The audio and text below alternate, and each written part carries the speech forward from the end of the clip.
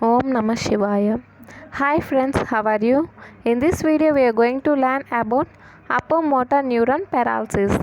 Paralysis that results in lesion of descending fiber between the origin from cortical motor areas and the termination on anterior horn cells in the spinal cord is called upper motor neuron paralysis.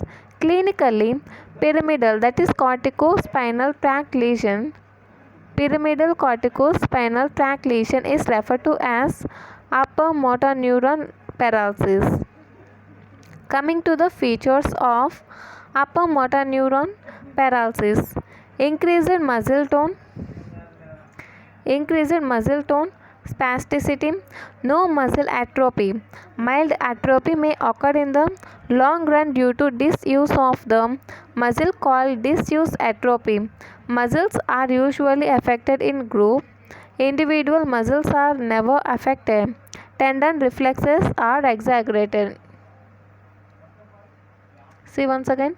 Features of upper motor neuron paralysis: increased muscle tone, we call this spasticity.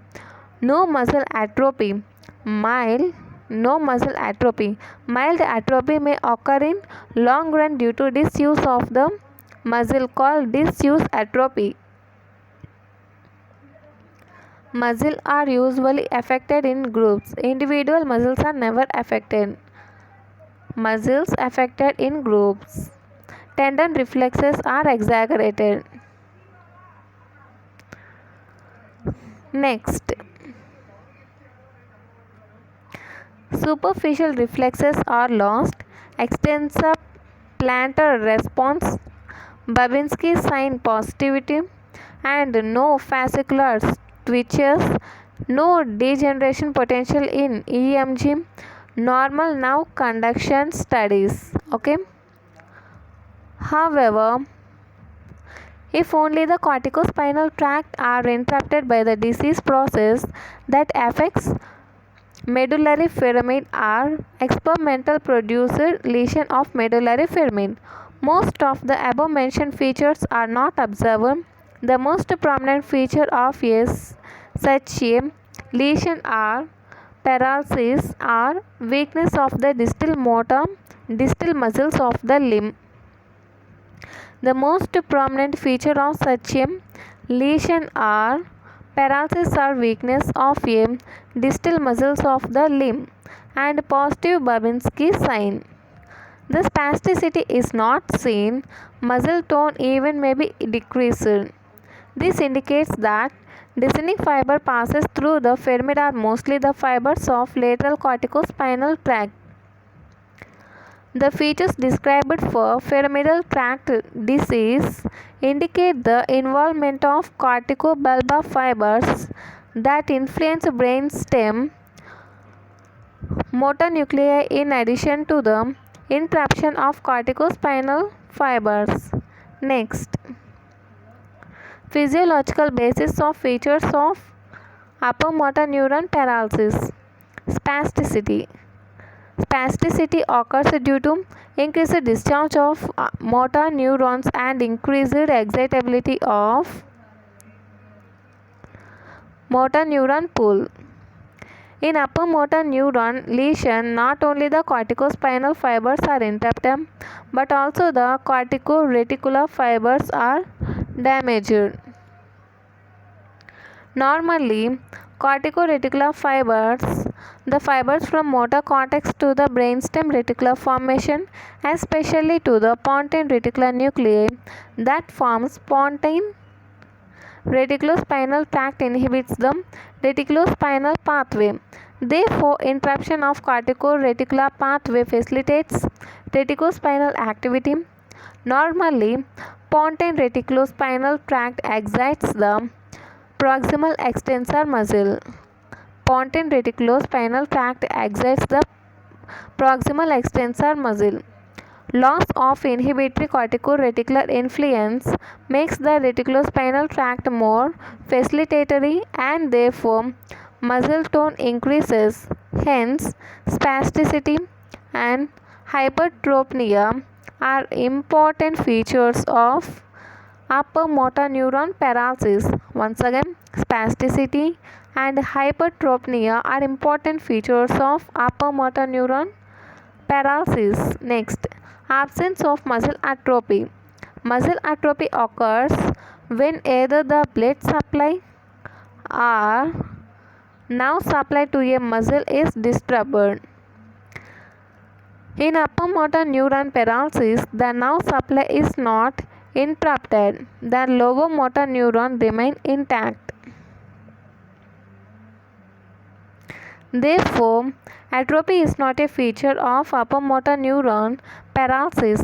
However, in long-standing cases, mild atrophy occurs due to disuse of the muscle. This is called disuse atrophy.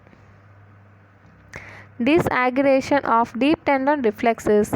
Usually the upper motor neurons are inhibitory to the lower motor neurons. Usually upper motor neurons are inhibitory to the lower motor neurons.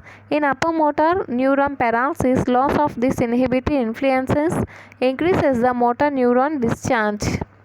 Especially the increased gamma motor neuron discharge increases the sensitivity of the muscle spindle to stretch. This results in increased deep tendon reflex. Next, loss of superficial reflex. The superficial reflex are long polysynaptic reflex that involve different parts of central nervous system. Unlike stretch reflexes that are monosynaptic,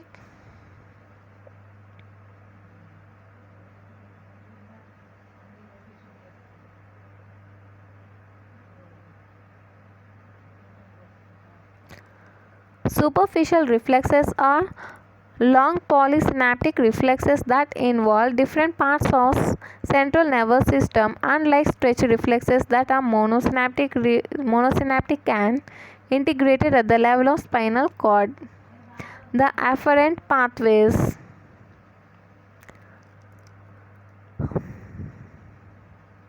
The afferent pathways of superficial reflexes ascend up in the ascending sensory system.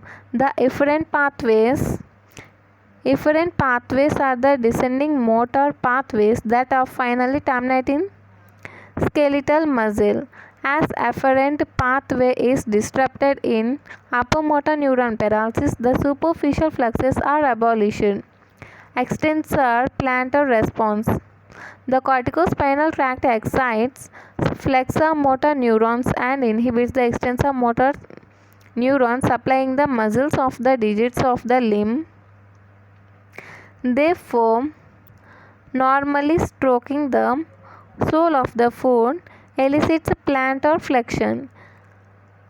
In upper motor neuron paralysis, disruption of corticospinal influence on lumbosacral motor neuron causes dorsiflexion of big toe and fanning of other toes. Extensor plantar response, we call this Babinski sign positive. Fanning of other toes. Extensor plantar response. Babinski sign positive. Okay guys, we completed the upper motor neuron paralysis. I think it is clear. If you like this video, like, share and subscribe. Thank you.